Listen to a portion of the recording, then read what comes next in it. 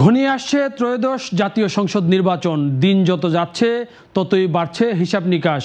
কে কোন আসনে জিতছেন, কে হচ্ছেন বাংলাদেশের নতুন প্রধানমন্ত্রী, আর প্রধানমন্ত্রীর দৌড়ে যারা আছেন তাদের মধ্যে সবার চেয়ে বেশি যেই নামটি উচ্চারিত হচ্ছে তার নাম তারেক রহমান। বিএনপির চেয়ারম্যান এবার নির্বাচন করছেন দুটি আসনে। প্রথমবারের মতো নির্বাচনী মাঠে নেমেই তিনি নেতৃত্ব দিচ্ছেন দলকে এবং বাংলাদেশের কাণ্ডারি হিসেবে তিনি আগামীতে সরকার পরিচালনা করবেন সেই প্রত্যাশা করছে তার দল। তিনি যেই দুটি আসনে নির্বাচন করছেন তার একটি হলো ঢাকা 17, আরেকটি বগুড়া 6। আজ আমরা ভোটের অঙ্কে আলোচনা করব বগুড়া 6 আসন নিয়ে। সবচেয়ে আপডেটেড ফিচার্স নিয়ে 140টিরও বেশি দেশে কনকাফরেজ। বগুড়া 6 আসনটি গঠিত হয়েছে বগুড়া সদর উপজেলা নিয়ে। এই আসনটি বরাবরই বিএনপির একটি দুর্গ এবং প্রতিটি নির্বাচনেই কিন্তু বিএনপি বিপুল ভোটের ব্যবধানে জয়লাভ করেছে। বিএনপির প্রয়াত চেয়ারপারসন বেগম খালেদা জিয়া বারবার এই আসন থেকে নির্বাচিত হয়েছেন। শুরুতেই আমরা দেখে নিতে চাই কেমন ছিল সেই নির্বাচনগুলোর ভোটের হালচাল। প্রথমেই 1991 সালের পঞ্চম জাতীয় সংসদ নির্বাচন। পঞ্চম জাতীয় সংসদ নির্বাচনে বিএনপির মুজিবুর রহমান বগুড়া 6 আসন থেকে ধানের শীষ প্রতীক নিয়ে 96,234 ভোট পেয়ে নির্বাচিত হয়েছিলেন। তার ভোট প্রাপ্তির হার ছিল 54.7%। সেই নির্বাচনে জামায়াতে ইসলামীর গোলাম রব্বানী দাঁড়িপাল্লা প্রতীক নিয়ে নিকটতম প্রতিদ্বন্দ্বী ছিলেন। তিনি ভোট পেয়েছিলেন 48,086 ভোট, মোট ভোটের 27.3%। এরপর 1991 সালের পরে 1996 সালের সপ্তম জাতীয় সংসদ নির্বাচনে এই আসনটিতে প্রথমবারের মতো নির্বাচন করেছিলেন বিএনপির চেয়ারপারসন বেগম খালেদা জিয়া এবং তিনি ধানের শীষ প্রতীক নিয়ে 1,36,669 ভোট পেয়ে নির্বাচিত হয়েছিলেন। তার ভোট প্রাপ্তির হার ছিল প্রায় 60%। তার নিকটতম প্রতিদ্বন্দ্বী ছিলেন জামায়াত ইসলামীর গোলাম রব্বানী। তিনি দাঁড়িপাল্লা প্রতীক নিয়ে ভোট পেয়েছিলেন 46,917 ভোট, মোট ভোটের 20.2%। অর্থাৎ আমরা দেখতে পাচ্ছি যে 1991 এবং 1996 এই দুইটি নির্বাচনে বগুড়া 6 আসনে বিএনপি এবং জামাতের মধ্যে মূলত প্রতিদ্বন্দ্বিতা হয়েছিল। এরপরে 2001 সালে বিএনপি এবং জামায়াতে ইসলামী জাতীয়ভাবে জোটবদ্ধ হয়ে নির্বাচন করেন এবং বগুড়া 6 আসনে বেগম খালেদা জিয়াকে এই আসনটি জামায়াত ইসলামী ছেড়ে দিয়েছিল এবং তার খালেদা জিয়ার বিরুদ্ধে তারা কোনো প্রার্থী দেয়নি। সেই নির্বাচনে প্রথমবারের মতো আওয়ামী লীগ এই আসনের নিকটতম প্রতিদ্বন্দ্বী ছিল এবং বিজয়ী হয়েছিলেন বিএনপির চেয়ারপারসন বেগম খালেদা জিয়া।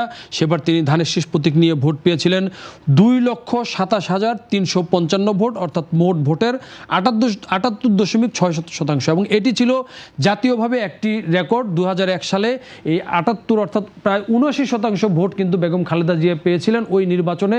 এত সংখ্যক ভোট কিন্তু অন্য কোনো প্রার্থী কোনো আসনে পাননি। খালেদা জিয়ার নিকটতম প্রতিদ্বন্দ্বী ছিলেন আওয়ামী লীগের মোহাম্মদ মাহবুবুল আলম। তিনি নৌকা প্রতীক নিয়ে ভোট পেয়েছিলেন 54,777 ভোট, মোট ভোটের 18.9%।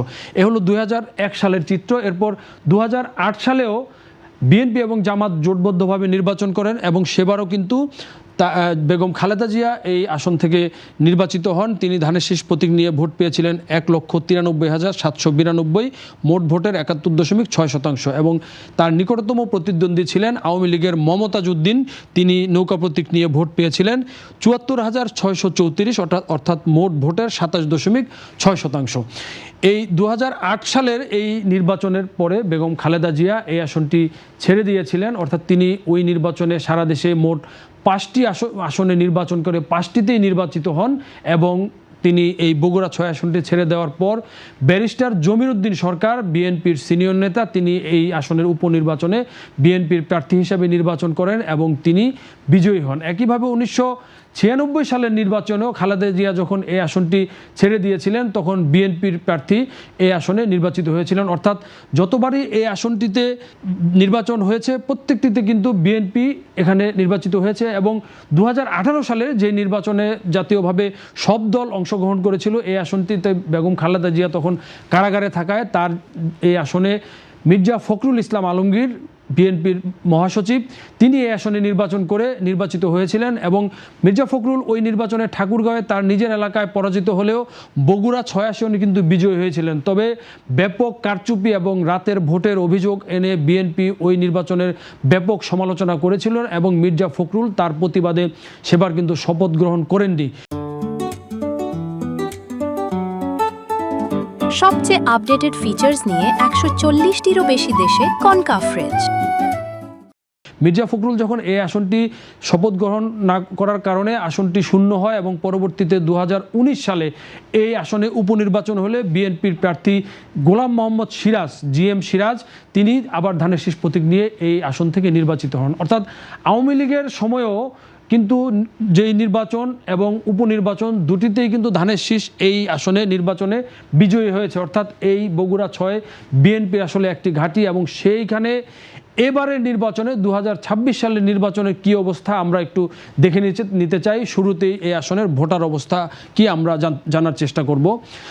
2026 সালের নির্বাচনে বগুড়া 6 আসনে মোট ভোটার 4,54,043। এর মধ্যে নারী ভোটার সংখ্যা 2,31,237 এবং পুরুষ ভোটার 2,22,796। এখানে হিজড়া ভোটার আছেন 10 জন। এবারে আমরা দেখব এই আসনে প্রার্থী কারা এবং কার মধ্যে প্রতিদ্বন্দ্বিতা হচ্ছে। এই আসনে এবার নির্বাচনে মোট 5 জন প্রার্থী প্রতিদ্বন্দ্বিতা করছেন। এর মধ্যে সবচেয়ে আলোচিত প্রার্থী বিএনপির বর্তমান চেয়ারম্যান তারেক রহমান, যিনি এবার বিএনপি নির্বাচিত হলে বাংলাদেশের প্রধানমন্ত্রী হবে বলে দলীয়ভাবে বলা হচ্ছে এবং তিনি বগুড়া 6 এবং ঢাকা 17 আসনে নির্বাচন করছেন। তার বগুড়া 6 আসনে তার প্রতিদ্বন্দ্বী মোহাম্মদ আবিদুর রহমান সোহেল জামায়াত ইসলামীর প্রার্থী, তিনি তার দলীয় প্রতীক দাঁড়িপাল্লা নিয়ে নির্বাচন করছেন। এই আসনের যদি আমরা ভোটের অঙ্ক মিলাতে যাই তাহলে প্রথমেই বলতে হবে যে ঐতিহাসিকভাবে এই আসনটি বিএনপির একটি দুর্গ বা বিএনপির ঘাঁটি। ফলে তারেক রহমান এই আসনে সহজভাবে জিতবেন এটি এই মুহূর্তে বলে দেওয়া যায়। বিগত দিনের ভোটের হিসাব, বগুড়ায় বিএনপির অবস্থান ইত্যাদি বিবেচনায় নিলে।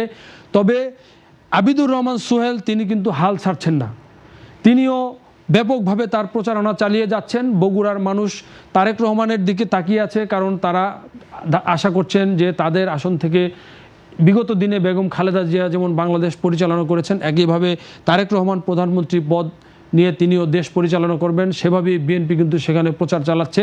একইভাবে আবিদুর রহমান মানুষের ঘরে ঘরে গিয়ে বিএনপি তার দলের যে কথা, তার নিজের যে বক্তব্য, সেই বক্তব্যটি দিচ্ছেন এবং তারা কিন্তু নানানভাবে যেভাবে সোশ্যাল মিডিয়ায় আসছে যে আসলে তারা কিন্তু বসে নেই, তারা তারেক রহমানকে চ্যালেঞ্জ ছুড়ে দিচ্ছেন এই নির্বাচনে দাঁড়িপাল্লাকে বিজয়ী করার জন্য। মোহাম্মদ আবিদুর রহমান সোহেল তিনি কিন্তু এই বগুড়ার উপজেলা সদর উপজেলার নির্বাচনে এখানে 1,82,000 ভোট পেয়ে কিন্তু তিনি ভাইস চেয়ারম্যান নির্বাচিত হয়েছিলেন 2014 সালে। সুতরাং তিনিও যে এখানে একজন শক্তিশালী প্রার্থী স্থানীয়ভাবে সেটি আমরা বলতে পারি। তবে তার এই শক্ত অবস্থান তারেক রহমানকে কতটুকু চ্যালেঞ্জ দিতে পারবে ভোটের হিসাবে, কারণ বগুড়ার মানুষ কিন্তু বলছে যে তারেক রহমানকে তারা রেকর্ড ভোটে কিন্তু জেতাতে চান। তবে জামায়াত ইসলামের পক্ষ থেকে যেটি বলা হচ্ছে যে তারা একটি অঘটনের প্রত্যাশায় আছেন এবং সেভাবেই তারা কিন্তু প্রচার চালিয়ে যাচ্ছেন। তো আগামী 12ই ফেব্রুয়ারি ভোটের পরে আমরা জানতে পারবো যে এই নির্বাচনে তারেক রহমান কি রেকর্ড ভোটের ব্যবধানে জিততে পারছেন নাকি আবিদুর রহমান সোহেল বড় ধরনের কোনো অঘটন ঘটিয়ে বাংলাদেশের মানুষকে অবাক করে দিচ্ছেন। সেটি জানার জন্য অপেক্ষা করতে হবে 12ই ফেব্রুয়ারির নির্বাচন পর্যন্ত। সবচেয়ে আপডেটেড ফিচার্স নিয়ে 140টিরও বেশি দেশে কনকাফ্রেজ। সেই সময় পর্যন্ত আমরা আরও অন্যান্য আসন নিয়ে ভোটের অঙ্ক মেলানোর চেষ্টা করব।